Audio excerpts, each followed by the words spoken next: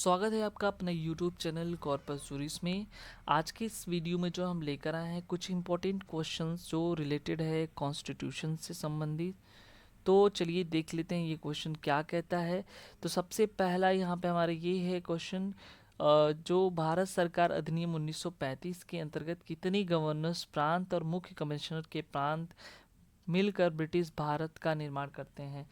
यानी कि जो भारत सरकार अधिनियम है 1935 का, उसमें कितने जो गवर्नर्स प्रांत के थे और कितने मुख्य प्रांत के, मुख्य कमिश्नर के प्रांत के। तो ये है ऑप्शन नंबर हमारा यहाँ पे बी। 11 जो है गवर्नर्स प्रांत के थे और 7 गवर्नर्स जो है मुख्य कमिश्नर के थे।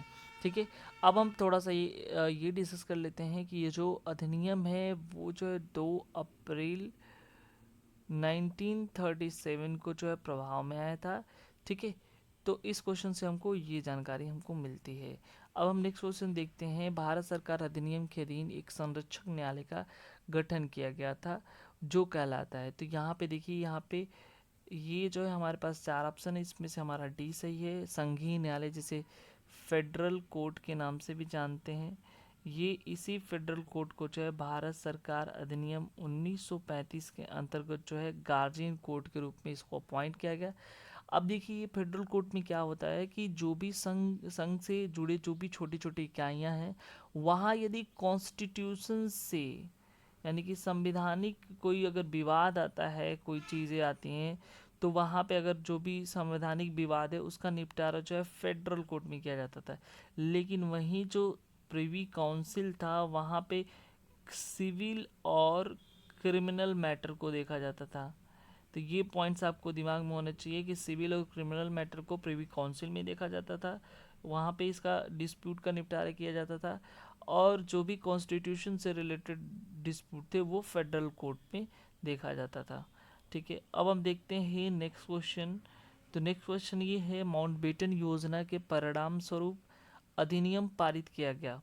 यानी कि इसके परिणाम स्वरूप कौन सा अधिनियम पारित किया गया, किस। तो यहाँ पे जो है हमारा ऑप्शन सी सही है। भारत स्वतंत्रता अधिनियम 1947 को पारित किया गया था। ये पॉइंट्स आपको दिमाग में रखना है। ठीक है, यानी कि माउंटबेटन योजना के रिजल्ट के रूप में कौन से अधिनियम को पारित किया गया था, ये है भारत स्वतंत्रता अधिनियम 1947। ठीक है, ये जो है इस अधिनियम को ब्रिटिश जो पार्लियामेंट थी वो 18 जुलाई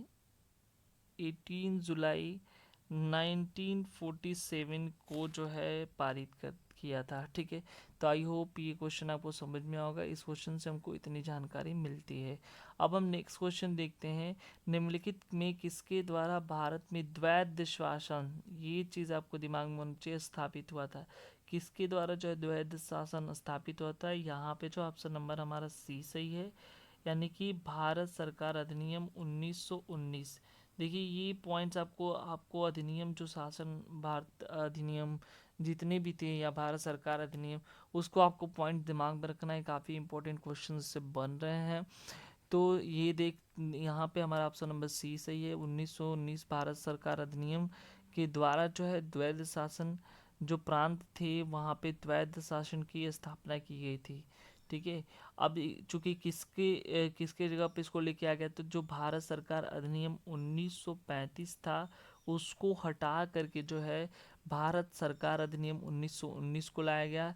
ठीक है, उसके बाद जो भारत सरकार अधिनियम 1935 था उसमें जो है इसमें केंद्र में द्वैध शासन की व्यवस्था की गई थी, परंतु इस अधिनियम के जो संघ संबंधित प्रावधान के लागू न हो पाने के कारण जो है इसे स्थापित नहीं किया जा सका।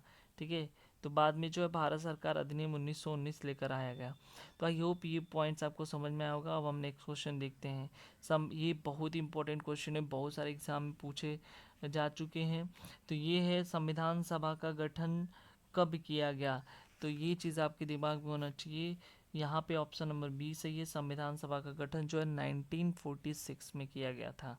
ठीक है, इसकी जो पहली बैठक थी वो 9 दिसंबर 1946 यानी कि 1946 को हुई थी। ठीक है, इसमें कुल सदस्य कितने थे, टोटल मेंबर जो है 389 थे। उसके बाद जो है जिसमें से 292 ये ब्रिटिश मेंबर थे। उसके बाद ये जो 93 थे वो देसी रियासती थी, और 4 प्रतिनिधि जो है भारत ब्रिटिश के मुख्य आयुक्त प्रांत से चुनकर आए थे।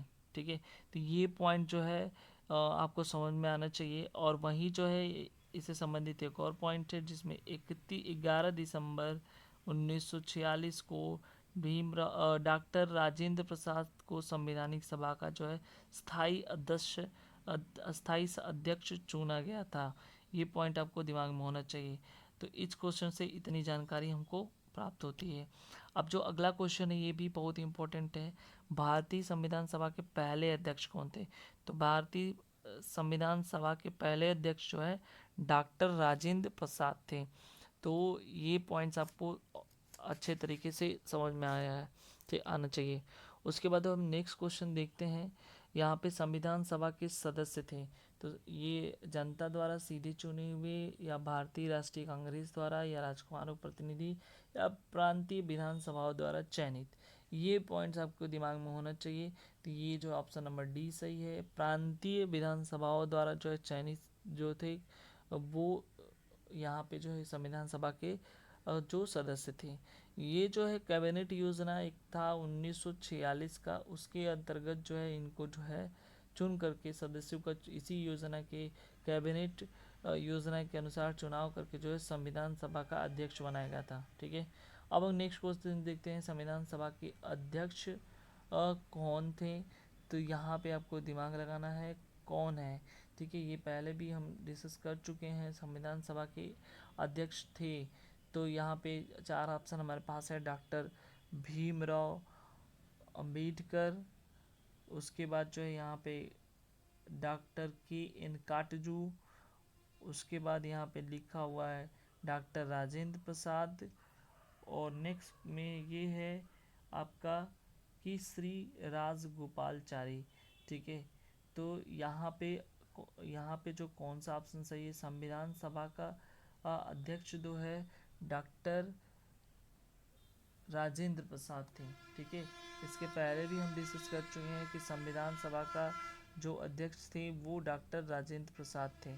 ठीक है, उसके बाद जो है हम नेक्स्ट क्वेश्चन देखते हैं। नेक्स्ट क्वेश्चन जो है नेक्स्ट क्वेश्चन हमारा ये है कि संविधान बनाने वाली ड्राफ्ट कमेटी के अध्यक्ष कौन थे? अभी देखिए यहाँ पे ड्राफ्ट कमेटी के बारे में पूछ लिया है कि इनके अध्यक्ष कौन है।